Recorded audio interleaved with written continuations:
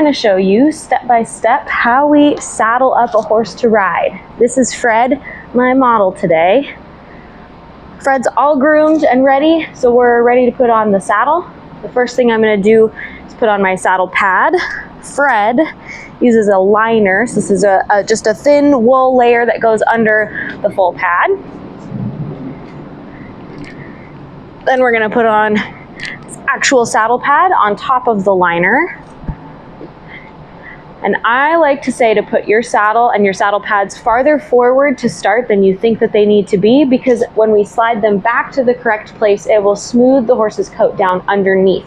You never want to have to be pulling the saddle forward against the coat and uphill against their withers. One way to check if your pad is in the correct spot is you want to look for your horse's hip bones. The pad should give lots of space for the horse's hips to actually move when you're riding. If your pad is back over the hip bones, it's too far back.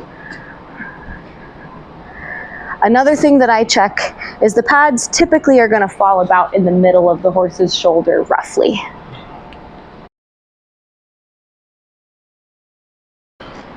The way I'm going to hold my saddle to swing it on is the front of the saddle is going to be in my left hand, and I hold the cantle in my right hand. You want to be standing at the horse's shoulder facing their tail so you can swing the saddle low and use momentum to get the stirrup and the cinch over their back. The key is to swing up before you swing towards the horse's body so that the cinch and the stirrup lift up in the air and do the hard work of actually lifting and pulling that saddle over the horse's back.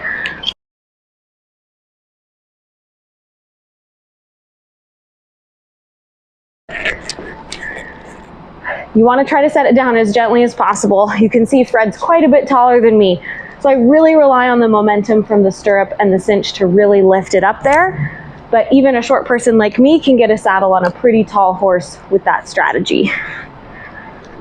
I'm coming over to this side where you can't see me, but I'm just unhooking my cinches from the keeper on this side. To do up the latigo, I like to get the stirrup on the saddle horn up out of the way. Now I can work on my latigo. We always do up the front cinch first, even when you have a back cinch. That's because the front cinch is a lot more secure than the back cinch, so if something were to go wrong halfway through saddling, the saddle would be securely attached to the horse's body.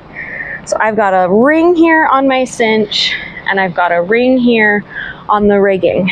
So the first step is for me to take the latigo down through the ring on the cinch so that it all smoothly looks like this.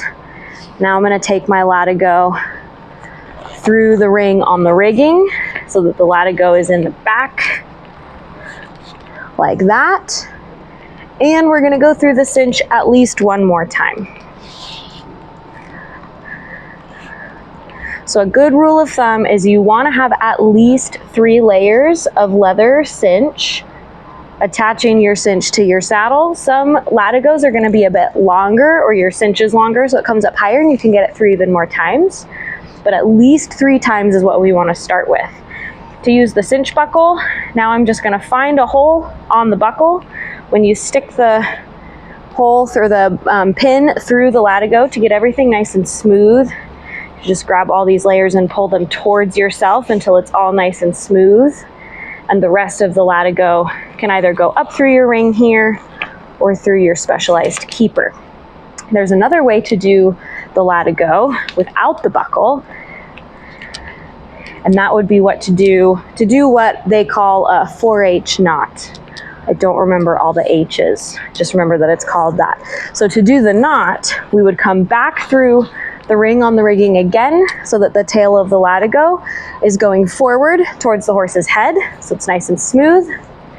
You cross it over, I suppose it kind of almost looks like a number 4, and we go up through the back of the ring of the rigging here so that you've created a loop.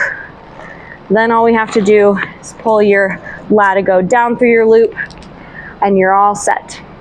So those are the 2 ways that you can rig up the latigo. We always want to tighten up our cinch before we get on the horse, but when we're just saddling before we've bridled or anything, the cinch only needs to be snug enough to keep the saddle on if they were moving. So you don't necessarily want daylight, but it does not need to be as tight as it's going to be before you get on just yet. So there's our front cinch. For the back cinch, we want this to be fairly loose. It's a little bit of trial and error which hole works best, but we want to buckle it so that there is daylight visible between the back cinch and the horse's belly. You can try a couple holes.